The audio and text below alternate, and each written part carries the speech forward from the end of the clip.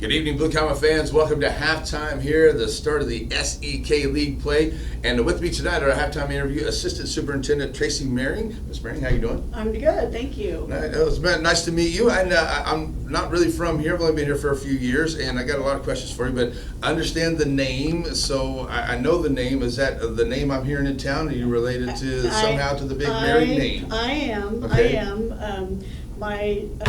My ex-husband is Ron, and so I've known the family for a long time. Worked for Norma at the pool, and so that's kind of how it is comes around. the same name. Yeah, there you go. Yeah, I wanted to make sure. I didn't want to ask you to get into that show and talk to somebody there. All right. Now we know that you're an educator. I get originally from here, and you've been working some of your education work at other places, but now you've made your way back here. So tell us a little bit about how you made your way back to USD 413. Oh gosh, well, like you said, I grew up here. Graduated from Chanute High School in '82. That's been a long time ago, and moved away and went to work for various school districts. I worked in as a teacher in Osawatomie, and then I went as a principal in the Pomona West Franklin School District for a few years, and then I've been in Olathe for the last 15 years as high school, middle school principals and assistant principals. So all the way back around, and then the job here opened up at, back home. You decided I got to go back home, right? I did. It was not on my radar initially. I have two daughters that live here, right. Satin and Jansen, and 6 grandbabies. And so when the position came open, my phone blew up. Mom, right. Assistant Superintendent's open, and so it took a lot of thinking and.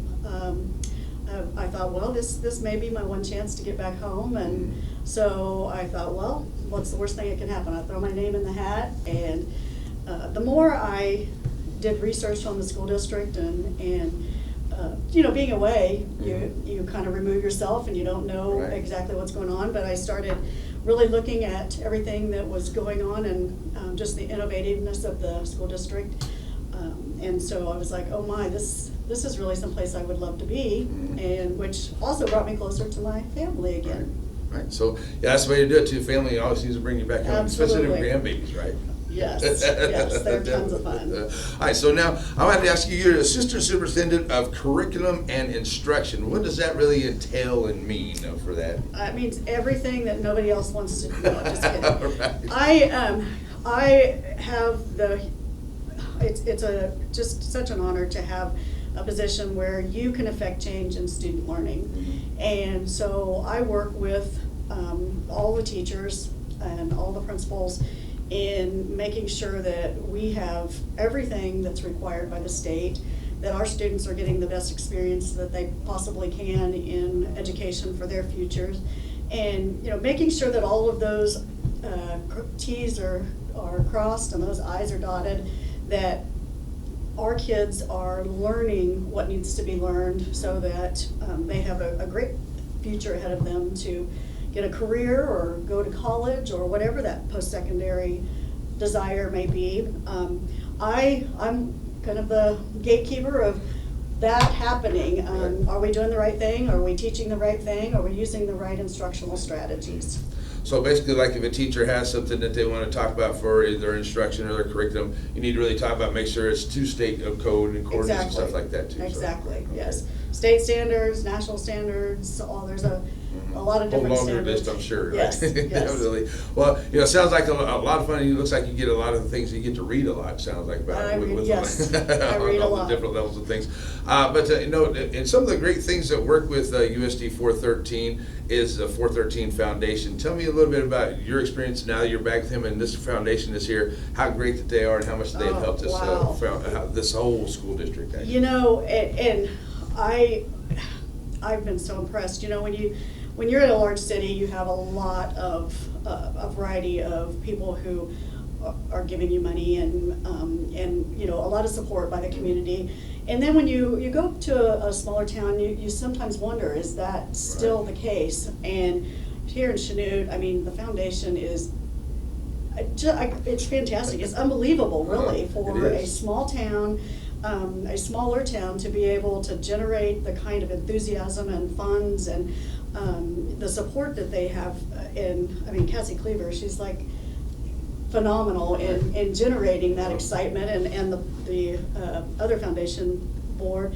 But my experience is that anything we ask for, anything teachers ask for, they're going to find a way to do that if it helps our kids. And so, you know, that number one thing of keeping the kids as number one, students first, they will help us in any avenue that they can to be able to get us what we need to do the job. Right. Yeah, they do a great job, and I'm just, I can't be prouder of this community with the way that thing comes together. I'm a big proponent of teachers, have been for a long time, and all the things that they do, and I hate to see them have to dig into their own pockets, and come up with supplies, but I know that they do that because they care about their kids. But the foundation is great here. But another thing too that came up not long ago, and you don't know if you've been through a lockdown like what we had a while back. I got to talk to Dr. Adams about that. He thought the district did really good. How did your assessment of how things, because you worked a lot more closely with the teachers, and how did they feel like things went and things like that? Sure, and I want to go back just a little bit about the teachers having to pay for a lot of things. That is one of Dr. Adams and Mr. Custer and I's. One of our goals is we don't want teachers reaching into their pockets. We want to be able to support our programs and our teachers so that they have what's needed without doing that. That's been something that in American education has been, I've never been in favor of it. I mean, people have to put food on their table, and we want to provide them with the money that is needed so that they don't have to do that. Lockdown, it always affects kids and teachers and disrupting education. Unfortunately, we live in that time right now that we can never be too sure, and we're never going to be guessing whether we're keeping kids safe or not. I think that the number one thing, our number one priority is to keep kids safe. And if that means we have to inconvenience people with a lockdown for a little while, or that's what we have to do. Our teachers were fantastic, our parents were fantastic, our students, I mean, it went really smoothly. It's always unnerving, when you're having to, something happen in the community and you have to announce a lockdown or something like that. It's always unnerving because, people may not have all the information that we have. We may not even be able to give them all the information, but we want to assure that everybody that's our number one priority is to keep kids safe, and if we need to lock down, we will, and notify parents as quickly as we possibly can. But realizing that our number one priority are those kiddos sitting in front of us right then. The press release will come out as quickly as we can get it to everyone to let them know what's happening. Social media has put a twist on that. Because you always get somebody saying something, and then next thing you know, it goes out in all kinds of different ways. But you guys did a great job, I think, too. And always, like I said, the safety of the kids is first. And you hate to say those things happen, but it does help you prepare in case something does happen, which you definitely don't want to happen either. And we do talk about the social media. We saw something not long ago. We see those social media things. You guys actually do look into all those things. Oh my gosh, yes. And I'm sure you have more than just the one like we had the other day. But those are things that you guys have to deal with too. And so when those things come out, I mean, you deal with the parents, I'm sure, one-on-one and try to get some kind of resolution with things. And that can make it a little bit easier as long as you guys are on top of it, right? Absolutely. We have an investigation protocol that we use when anything like this happens.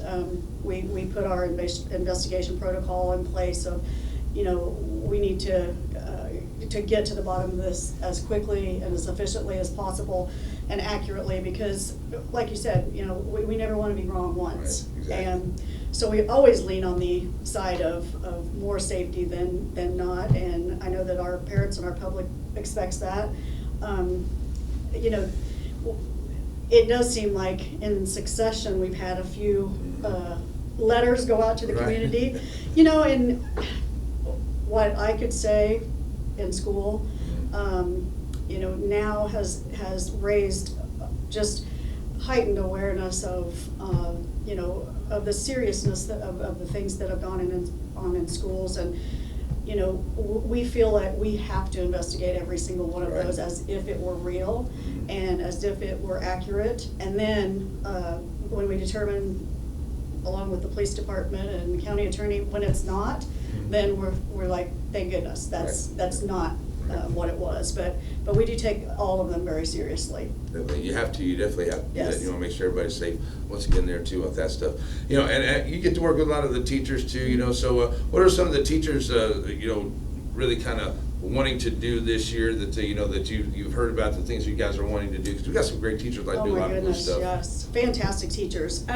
You know, right now I'm working on them just learning kind of where we are in curriculum and matching our curriculum with our assessments and trying to find that balance of how important you make assessments and how important you know, you match up that learning with you know, we're balancing all these plates at once, and teachers are doing the same thing. You know, teachers are in the classroom day in, day out, doing the work, and so just having that instruction to be highly effective instruction that all of our kids receive.